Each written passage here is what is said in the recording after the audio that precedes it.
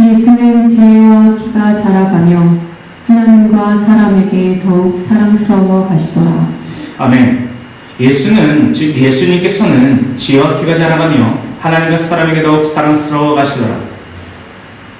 오늘 본문 말씀 누가복음 2장 52절, 이 한 구절 말씀 지난 주로부터 시작되어 지금 이 주간 예수님 따라잡기에 대해서 나누고 있습니다. 예수님 어떻게 따라잡을 것인가? 예수님을 따라잡는 것이 무엇인가? 그 따라잡아야 될 예수님이 어떠한 존재이신지를 우리가 알아보고 있다는 것입니다. 예수님 어떻게 따라잡겠습니까? 따라잡는 것이 또 무엇입니까? 1m, 5m, 10m, 50m, 100m 안 됩니다. 그거는 그저 예수님을 아는 것에서만 그치는 자들입니다. 아니요. 우리가 지금 나누고 있지요. 예수님에 대해서 알아보고 있다는 것입니다. 예수님에 대해서 우리는 몰랐습니다. 그저 예수님을 아는 척하고 있었다는 것입니다. 예수님을 아는 것이 아니었다는 것입니다. 예수님을 먼저 알아야지요. 예수님이 어떠하신 존재인지, 어떠한 존재인지를 알아야지 따라잡지요. 자, 그렇다면 따라잡는 것은 무엇입니까? 0m. 바로 내 곁에 예수님을 모셔드리는 것입니다. 아니지요. 내 안에 예수님을 모셔드리는 것입니다. 영접하는 것입니다. 예수님 인정하고 환영하고 모셔드리는 것입니다. 예수님의 육체를 우리 마음에 담겠습니까? 아닙니다. 보혜사 성령을 통한 예수님의 이 땅 가운데 가장 큰 비유로서 내려오시어 우리에게 보여주신 그 모습을, 그 마음을 우리의 마음 가운데에 품으라 라는 것입니다. 지난주에 우리가 나눠봤던 바와 같이 예수님 따라잡기 위한 방법, 첫 번째 예수님 마음을 알고 예수님 마음을 우리의 마음으로 품으라는 것입니다. 그것이 바로 그리스도인이요, 수많은 무리가 아닌, 예수님이 원하셨던 수많은 무리가 아닌 수많은 제자 중 하나가 되는 그리스도인이 되는 방법이라는 것을 우리가 나눠봤다는 것입니다. 지난주 나눠봤던 예수님 마음, 우리가 품어야 될 예수님의 마음, 다음과 같은 말씀에 기록되어 있지요. 빌립보서 2장 5절부터 11절의 말씀, 너희 안에 이 마음을 품으라는 것입니다. 그리스도 예수의 마음. 우리 한 주간 그리스도 예수의 마음 품었습니까? 그 마음 한 주간 품었다면 영원히 우리의 호흡 닿는 그날까지 품어야만 할 예수 그리스도의 마음을 잊지 아니하길 간절히 소망합니다.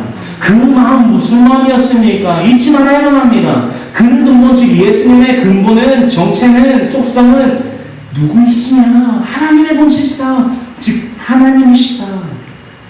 그래서 그치지 아니하지요. 예수님은 어떤 것을 나타내시고 가장 큰 비유로서 우리에게 더하셨느냐? 하나님과 동등됨을 취할 것으로 여기지 아니하셨어요. 날마다 자기를 부인했다는 것입니다. 왜냐고요? 종의 형체를 가지셨기 때문에 종의 형체가 가지셔야 되는 그 모습, 그 속성, 바로 자기를 낮추시는 것입니다. 예수님이 보여주셨어요. 종의 형체는 바로 자기를 철저히 낮추는 것이, 즉 자기를 철저히 부인하는 것이 종의 형체이다. 그것이 첫째 요건, 요소이다 라고 우리에게 보여주셨다는 것입니다. 오히려 자기를 비우십니다. 하나님의 영원하신 능력과 신성을 취할 것으로 여기지 아니하시고 오히려 자기를 비워내십니다. 왜냐? 종의 형체를 가지시기 위해서였지요. 종의 형체를 가지사 사람들과 같이 되셨습니다. 낮고 천한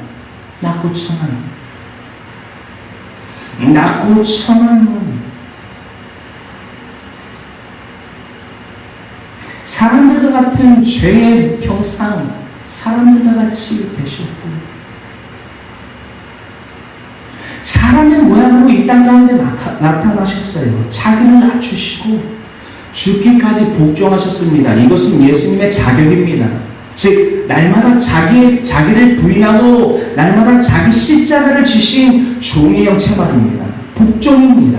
종은 말입니다. 제가 이 텀블러를 들고 있으면 이 텀블러는 어떻게 할 수밖에 없습니까? 들려질 수밖에 없습니다.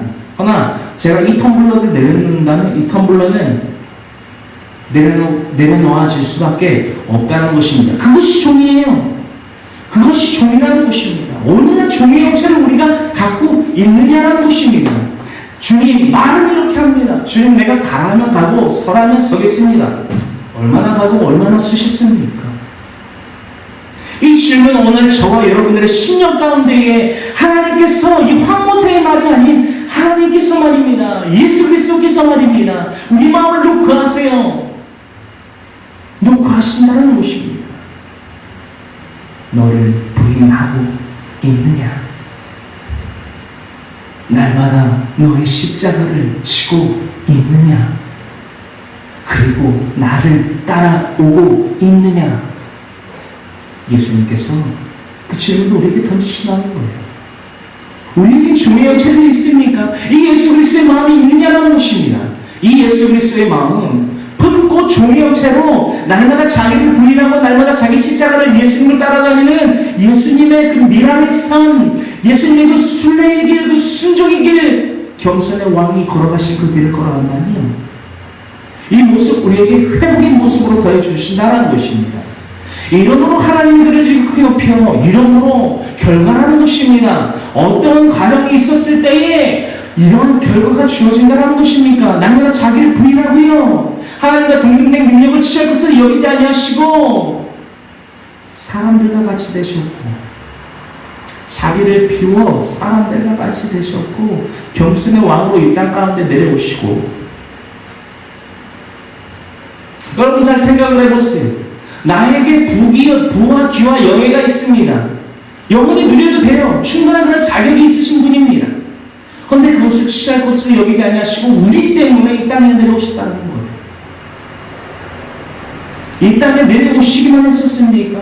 철저히 복종하셨으니 언제까지, 어느 때까지, 어느 상황까지 복종하셨느냐? 말로만 복종하시는 것이 아니라 그저 행색만 낮고 천한 모습을 나타내고 뛰고 있는 것이 아니라 죽기까지 복종하셨으니 그 십자가에 대하여 무엇입니까? 죽으십니다. 하나님이 어떻게 우리 때문에 죽으시겠습니까? 이 세상 만물 가운데에 신이 여러 신이 있습니다. 그러나 하나님이 유일하시고 사랑의 하나님이신 것을 우리가 나타낼 수 있는 유일한 증거가 무엇이냐? 십자가 대속의 은혜입니다. 할렐루야. 하나님이 그를 지극히 높이십니다. 과정이 뭐라고요? 날마다 자기를 부인하고요, 자기 십자가를 지고 살아가는 종의 형체를 가지고 말미암아 이런 결과를 난다는 것입니다. 이러므로 하나님이 그를 지극히 높입니다. 지극히 높이세요. 어떤 모습이냐? 아주 구체적입니다. 모든 이름 위에 뛰어난 이름을 주십니다. 만왕의 왕이요, 만군의 주, 나의 생명의 주님이라 그 이름을 지극히 이 땅 가운데에서 높이십니다. 하늘에 있는 자들과 땅에 있는 자들과 땅 아래에 있는 자들과 천지급 모든 만물 가운데에 깃들어 있는 살아 생육하고 번성하는 모든 유체 가운데에 모든 무릎들이 예수의 이름에 꿇게 하십니다. 회복하시는 거예요. 회복하시는 것입니다. 예수님이 회복하시는 그 모습을 담아낸 것입니다. 사도 바울이 말입니다. 옛불골몬 옥중 서신 가운데에서 예수님의 그 영화의 모습, 영화의 그 제자들로부터 하여금, 그리스도인 그 제자들로부터 하여금 전해들은 것, 또 자신이 봤던 것, 경험했던 것, 그것들을 토대로 말미암아 하나님의 영의 감동으로 말미암아 이 기록을 펴냈다는 것입니다. 모든 무릎을 예수의 이름에 꿇게 하셨어요. 모든 이름을 예수 그리스도를 주라시나요 하나님 아버지께 영광을 돌리게 하셨습니다. 모든 입으로 예수 그리스도를 주라시나 했다는 것이 무슨 말입니까? 고린도전서 12장 1절부터 3절에 있는 말씀이지요. 누구든지 하나님의 영으로 말하는 데는 예수를 저주할 자라 하지 아니하고, 누구든지 성령으로 아니하고는 누구든지 예수를 뭐라 할 수 없느니라 주라시나 수 없다라는 거예요. 우리 가운데 예수 그리스도의 마음이 있다면 예수님을 주라 시인할 수밖에 없다는 것입니다. 내가 주인 노릇을 못해요. 체주의 종인 내가 체주의 역할을 못한다는 것입니다. 할렐루야. 주라 시인할 수밖에 없다는 거예요. 내 삶은 이제 내 것이 아니요, 이전에 살아왔던 나의 삶, 말 못하는 우상에게로 끌려다녔던 지난날의 죄의 삶, 그 멍에를 지었던 삶에서 이제는 자유함을 힘입은 종의 삶으로 살아간다는 것입니다. 여기서 말하는 종은 주의 종만을 말하는 것이 아닙니다. 모든 예수 그리스도의 핏값의 그 대속의 은혜로 말미암아 새 생명을 얻은 모든 그리스도인들을 칭하고 있다는 것입니다. 주라 신하여 하나님 아버지께 영광을 돌리게 하셨습니다. 이 모습, 이게 궁극적인 예수 그리스도의 사람들의 궁극적인 목표입니다. 모든 입으로 예수 그리스도를 주라 신하여 하나님 아버지께 영광을 돌리게 하셨습니다. 하나님 아버지께 영광을 돌린다. 이것이 우리의 목표입니다. 예수님 왜 따라잡습니까? 왜 따라잡아야만 합니까? 필요성이 무엇입니까? 왜 오늘날 이 교회 예배 전에 나와서 예배라는 것을 드리고 계십니까? 그 대상이 누구입니까? 그 대상으로부터 하여금 그분께 돌려드릴 것이 무엇입니까? 그 목적성을 분명히 알아야만 해요. 그저 왔다 그저 가는 자들이 되지 않기를 원하지 않습니까? 알아야만 한다는 거예요. 오늘날 이 자리 가운데 왜 내가 나와 있으며 누구를 위해서 나와 있으며 누구에게 무엇을 드리기 위해서 나와 있는지 바로 하나님 아버지께 영광을 돌리게 하기 위하여 이 땅 가운데 날아왔다라는 것입니다. 하나님 십자가 대속의 은혜에 대해서 감사합니다. 주님 부활 사건을 통하여 나에게 부활 생명의 기회를 더하여 주시옵 감사합니다. 그러므로 내 마음은 저 천국에 있습니다. 내 마음에 있는 곳에 내 보물이 있다 말씀하신 주님, 내 마음은 저 천국에 있습니다. 그러므로 내 보물 또한 저 천국에 있음을, 그 천국 소망에 있음을, 부활 생명이 있음을 이 고백 드릴 수 있도록 하시는 주님 감사합니다. 십자가 사건과 부활 사건을 나에게 더하여 주심을 감사합니다라는 마음을 가지고 기쁨과 감사함으로 어쩔 줄 몰라 나오는 것이 예배예요.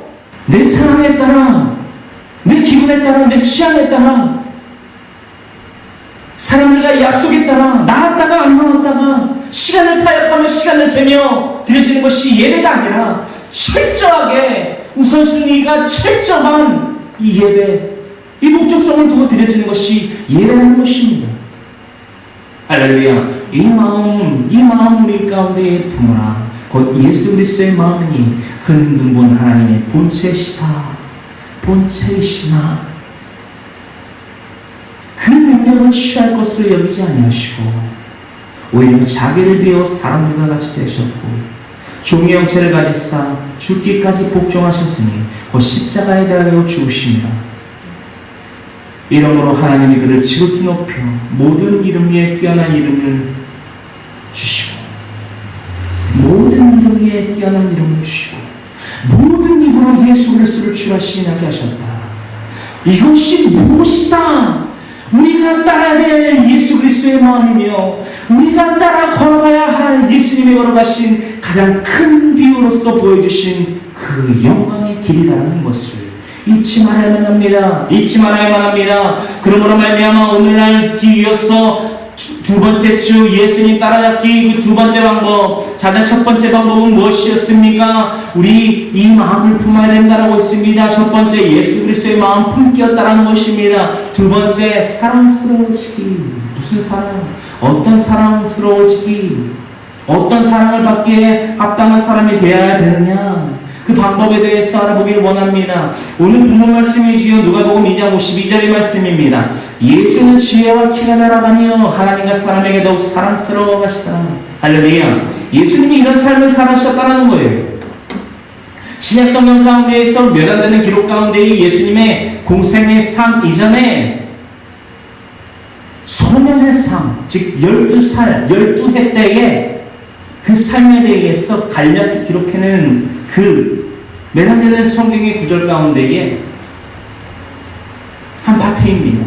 누가복음 2장 52절에 오늘 본문 말씀인데요. 예수님께서 말입니다. 지혜와 키가 자라가심에 즉 성장의 그때에 하나님과 사람에게 더욱 사랑스러워 가셨던 때였다. 즉 성장했던 그 모든 때가 점진적으로 날마다 하나님과 사람에게 더욱 사랑을 받기에 합당한 존재이셨더라 라고 기록하고 있다라는 것입니다. 어떤 사건인지 우리가 함께 누가복음 2장 40절로부터 52절의 말씀을 함께 합독해 보기를 원합니다. 아기가 자라며 강하여지고 지혜가 충만하며 하나님의 은혜가 그의 위에 있더라. 그의 부모가 해마다 6월절이 되면 예루살렘으로 가더니 예수께서 12살 되었을 때에 그들이 이 절기의 관례를 따라 올라갔다가 그 날들을 마치고 돌아갈 때 아이 예수는 예루살렘에 머무셨더라. 그 부모는 이를 알지 못하고 동행 중에 있는 줄로 생각하고 하는 길을 간 후 친족과 아는 자 중에서 찾되 만나지 못함에 찾으면서 예루살렘에 돌아갔더니 사흘 그의 성전에서 만난즉 그가 선생들 중에 앉으사 그들에게 듣기도 하시며 묻기도 하시니 듣는 자가 다 그 지혜와 대답을 놀랍게 여기더라.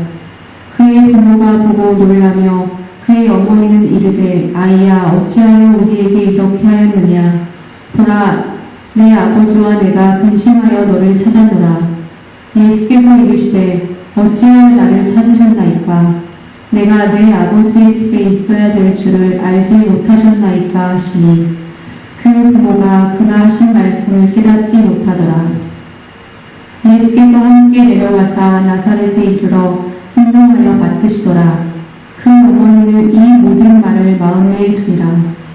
예수는 지혜와 키가 자라가며 하나님과 사람에게 더욱 사랑스러워 가시더라. 아멘. 누가복음 2장 40절로부터 52절을 우리가 다 같이 합독해 봤습니다. 일단 이 시간 가운데에서 깨닫고 우리가 묵상해야 될 바가 무엇입니까? 날마다 사랑스러워지기가 이 예수님 따라듣기 두 번째 요소라는 것입니다. 분명한 필요성이라는 거예요. 예수님 어떻게 따라듣느냐? 사랑스러워하셨던 예수님의 소년의 때에서 그것을 발견하기를 원한다는 것입니다. 아기 예수가 자라며 강하여지고 지혜가 충만하며 하나님의 은혜가 그의 위에 있더라. 유대인의 율법 가운데에 창출렘이신 모세오경을 12살 해 이전까지 모두 다 떼게끔 되어 있습니다. 그것을 각기 집안의 그 전통과 그 유대인의 율법에 따라서 유대인의 랍비, 즉 가르치는 자는 가르치는 자로서 또 각기의 사업을 이어받는, 즉 세습받는 그 전통성에 따라서 각기 나뉘기는 하지만은 대부분의 유대인의 문화는 오늘날까지도 유대인 그 자녀, 자식들을 12살 해 때까지 그 유대인의 율법, 창출렘이신 모세오경을 다 떼게끔 하고 있다는 것입니다. 유대인이 왜 이렇게 지혜롭고 또한 이 전 세계 가운데의 모든 경제권을 유대인이 다 쥐고 있다라고 해도 과언이 아닐 정도로 이렇게 유대인의 이 지혜가 강건한지 그 모습을 예수님을 통해서 다시 한번 우리가 인지할 수 있는 부분이다라는 것입니다. 중요한 것은 여기 40절로부터 기록되어 있는 말씀 가운데에서 우리가 예수님의 그 삶, 그 소년의 12살의 소년의 예수님의 그 삶 가운데에서 본받고자 하는 것이 무엇이냐는 것입니다. 그의 부모와 함께 해마다 6월째 되면 예수님은 예루살렘에 올라가셨습니다. 나사렛 출생이신 예수님께서는 해마다 그 절기에 따라 6월절을 지키려 그의 부모와 그 이웃과 함께 예루살렘으로 올라가셨습니다. 그날도 여지없이 올라가셨지요. 예수께서 12살 되었을 때에 그들이 이 절기의 관례를 따라 올라갔다가 그 날들을 마치고 돌아갈 때에 아이 예수는 예루살렘에 머무셨더라. 그 부모는 이를 알지 못하고 요셉과 마리아, 즉 예수님의 육적인 어머니 아버지는 예수님이 예루살렘에서 함께 6월절의 절기 제사를 마치고 같이 내려오셨으리라 생각하고 있었다라는 것입니다. 그래서 하루를 넘게 나사렛으로 돌아가기 위해서 내려가시는 길이었는데 그 내려가는 길 가운데에서 예수님을 찾지 못했어요. 예수님이 없었다라는 것입니다. 그 같이 나사렛에서 올라왔던 이웃 또한 친척 그 무리 가운데에 예수님을 찾아봤지만 온데간데 없었습니다. 어디 계셨습니까? 예수님은 예루살렘 그 성전에 계셨습니다. 거기서 뭘 하셨습니까? 사흘 후에 그 하룻길을 내려오다가 예수님의 아버지와 어머니인 요셉과 마리아와 그 친척들이, 그 이웃들이 하룻길을 걸려 내려오다가 예수님이 없는 것을 보고 다시 예루살렘 성전을 훑어서 찾아 올라갔습니다. 그래서 사흘 후, 즉 3일 후에 성전에서 예수님을 만났습니다. 예수님이 무엇을 하셨냐면은 유대인의 선생, 즉 랍비들과 니코 혹은 사람을 이기는 니코라는 뜻을 가진 니코 혹은 선생이라는 뜻을 가진 랍비 들과 함께 이 성전에 앉으셔서 듣기도 하고 말하기도 하시며 묻기도 하시며 그들과 함께 하나님의 말씀에 대해서 나눴다는 것입니다.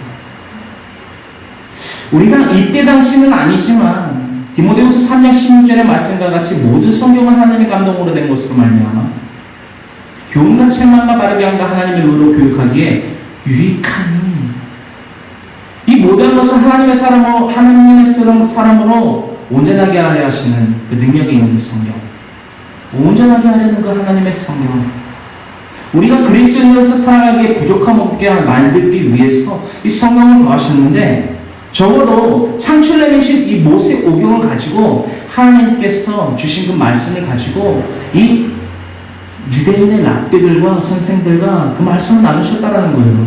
그런데 놀랍게도 말입니다. 그 유대인의 랍비들이 단지 성경에 대해서 말하는 예수님이 예뻐서 예수님을 사랑할 만한 존재로 여긴 것이 아닙니다. 오늘 본문 말씀 누가복음 2장 52절의 말씀과 같이 날마다 아이가 키가 자라남과 동시에 그 지혜가 자라고 그 지혜가 자라남과 동시에 날마다 그러므로 말미암아 하나님과 사람에게 사랑스러워 가셨던 예수님의 모습, 그 가운데에서 우리가 주목해야 될 것이 바로 여기서 나옵니다. 예수님을 찾았어요. 누가? 요셉과 마리아가 말입니다. 듣는 자가 다 그 지혜가 대답을 놀랍게 여기고 있는 그 상황 가운데에서 48절 그의 부모 요셉과 마리아가 보고 놀라며 그의 어머니는 이르되, 마리아가 이릅니다. 아이야 어찌하여 우리에게 이렇게 하였느냐? 어찌하여 같이 내려오지 않고 이곳에서 있었느냐? 내가 사흘 동안을 너를 찾았느니라. 너의 아비와 함께 너를 찾았느니라. 48절은 그렇게 이루고 있다는 거예요.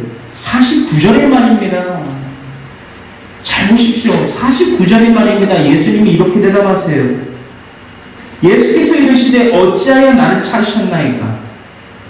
내가 내 아버지 집에 있어야 될 줄을 알지 못하셨나이까? 하시니 이렇게 예수님이 말씀하십니다. 불과 12살 때에 예수님께서 이 말씀을 하세요. 그래서 그 부모가 그가 하신 말씀을 깨닫지 못했다라는 것입니다. 이 묵상 가운데에서 우리가 깨닫게 되는 것이 바로 이곳에 있다라는 것입니다.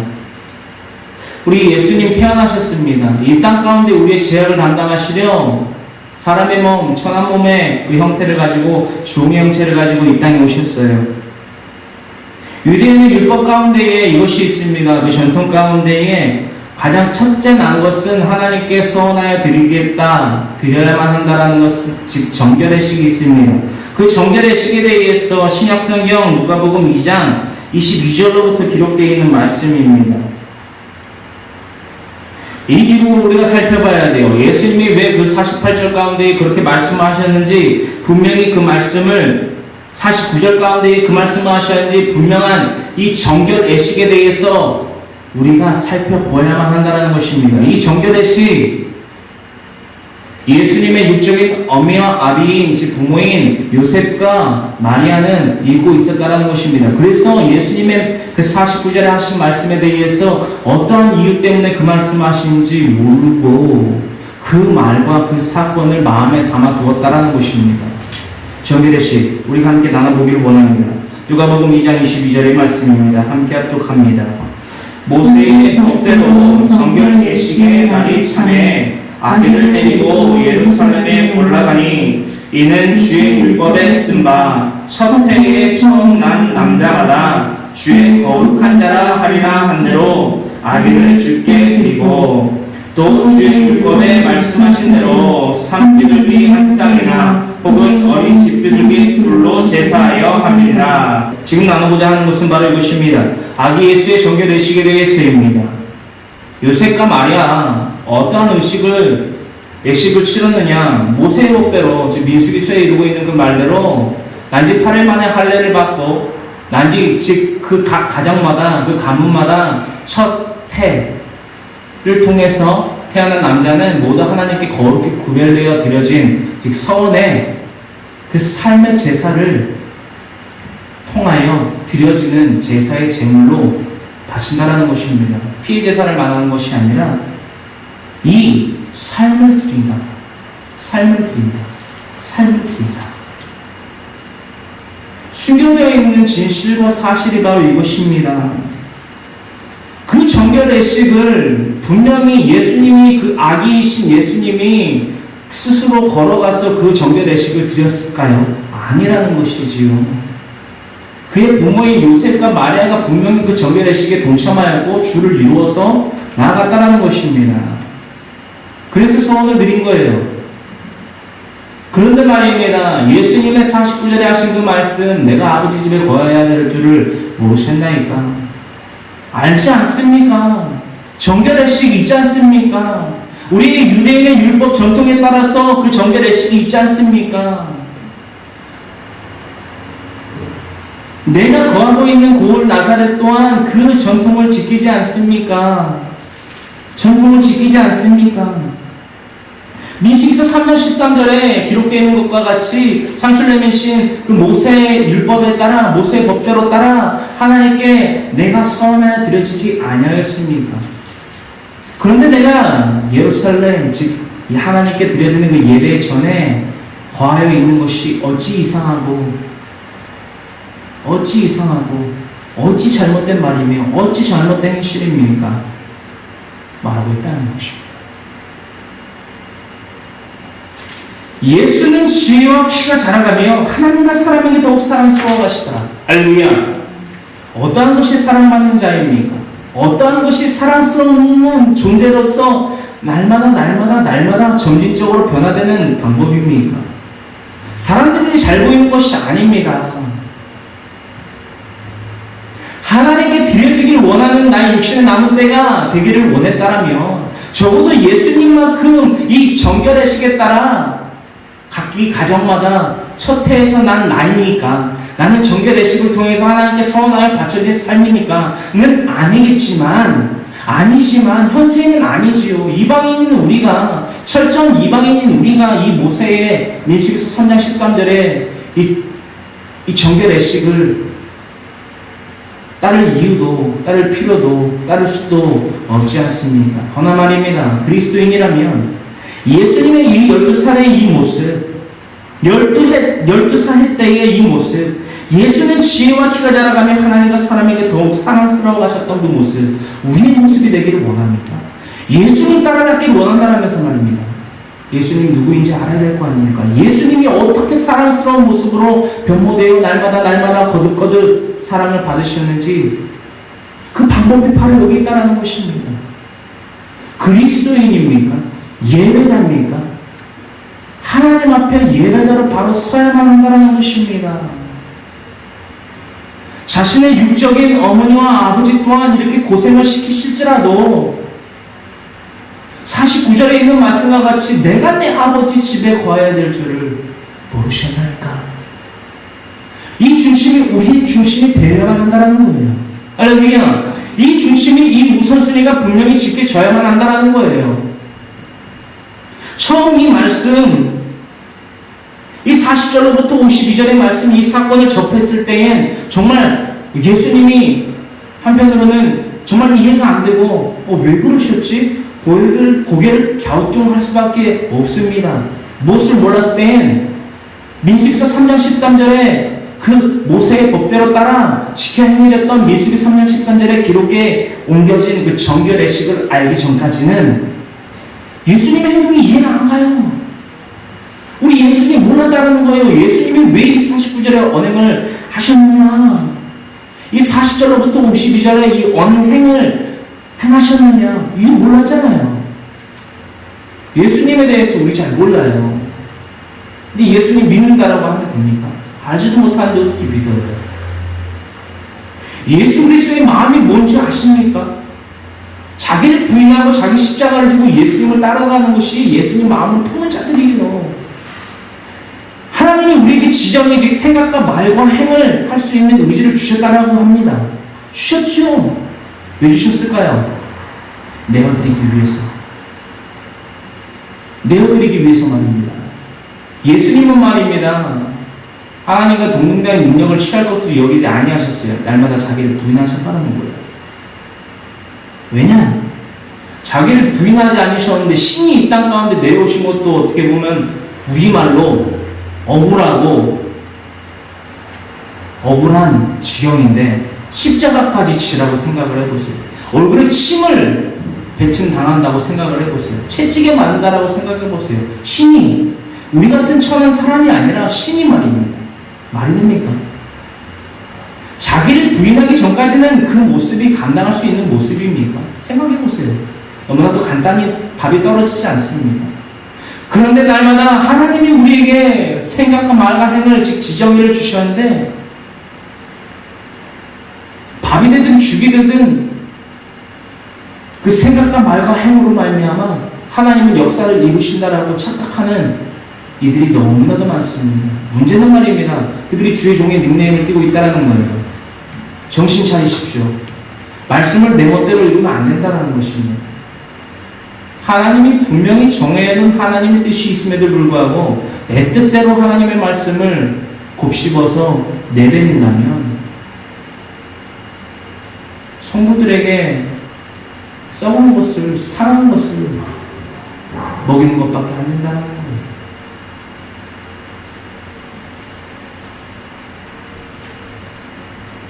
그렇습니다. 예수는 지혜와 키가 자라심으로 말미암아 날마다 하나님과 사람들에게 대하여 사랑스러워 하셨다는 것을 잊지 아니함으로 말미암아 이것이 단지 예수님의 모습이 되어서는 안 돼요. 예수님이 보여주셨거든요. 나 이렇게 사랑스러운 모습이다. 자 봐라. 자랑하시려고 이 모습을 보여주신 것이 아니라는 것입니다. 너희도 이와 같이 살라는 것입니다. 예수님 불과 12살의 때에 이 정결의식을 따라 자신이 하나님께 대하여 좋은 형체로 바쳐지시고 겸손히 낮은 겸손의 왕으로서 살아가야 된다는 것을 익히 아시고 그것을 행하셨다는 것이에요. 예배자의 모습으로 하나님의 전에 나아갔고요. 날마다 말씀과 기도로 충만한 삶을 사심으로 말미암아 그 12살 소년의 예수님이 유대인의 랍비 혹은 니코들과 함께 예수님의 그 하나님의 말씀을 듣기도 하시고 묻기도 하셨다는 거예요. 모두 그 지혜에 놀라. 어찌 저렇게 말할 수 있느냐 놀랐다는 거예요. 여기서 말씀드리고자 하는 것은 성경을 달달달달 외우라는 것이 그 말이 아닙니다. 지혜와 키가 자라네. 여기서 말씀드리는 지혜는 이 성경을 통한 하나님의 뜻을 깨닫는 것입니다. 나만 맞추게 하라는 것이 아니고요. 성경을 필사해서 문제를 풀어서 나만 맞추기를 해서 하나님 말씀을 가지고 말장난하는 게 아니라 하나님의 뜻이 무엇인지 관찰하라는 것입니다. 그럼 사랑받아요. 그럼 사랑받습니다.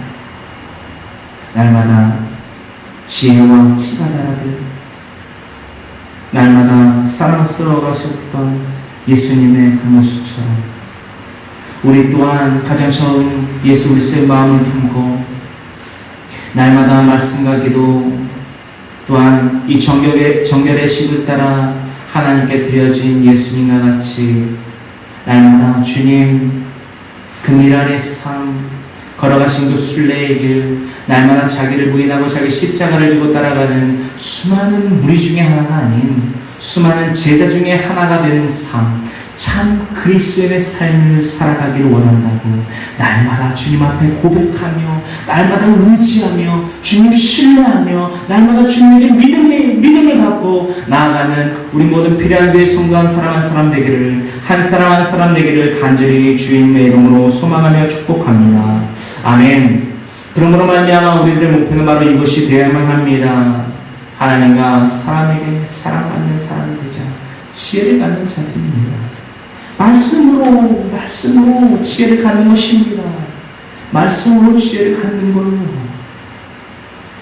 많은 철학가들이, 많은 소설가들이 어떤 풍부한 지식을 얻기 위해서 성경을 읽는 것과는 다릅니다. 하늘로부터 내려지는 그 지혜, 하늘로부터 내려지는 이 땅에 감당할 수 없는 하나님의 사랑을 깨닫게 만드는 이 성경 66권을 통한 하나님의 지혜, 그 사랑을 깨닫는 자들이 될 때에 하나님과 사람에게 사랑받는 존재가 될 수밖에 없는 거예요. 하나님의 사랑은 말입니다. 성령의 사랑은 말입니다. 날마다 자기를 부인하고 자기 십자가를 지고 예수님을 따라다니는, 날마다 예수님을 따라가는 제자의 삶을 살아가는 자들은 누구에게도 판단받지 않습니다. 정죄받지 못해요. 그게 성령의 힘이고 능력입니다. 그런 존재가 바로 우리예요. 우리가 되어야만 한다는 거예요. 하나님과 사람에게 사랑하는 사람이 되자. 이것이 우리들의 목표임을 깨닫고 고백하고 외치고 선포하고 행하는 자들이 되기를 간절히 소망합니다. 그러므로 말미암아 우리들의 목표를 이렇게 외쳐보기를 원합니다. 하나 둘 셋. 하나님과 사람에게 사랑받는 사람이 되자. 다시 한번 하나님과 사람에게 사랑받는 사람이 되자. 아멘. 이게 육신의 남은 때 우리의 호흡이 닿는 날까지 우리의 목표가 되어야만 한다는 것을 잊지 아니하는 저와 여러분 모두가 되기를 간절히 소망합니다. 간절히 소망합니다. 고개 숙여 기도합니다. 사랑과 은혜와 자비가 풍성하신 하나님 고맙고 감사합니다.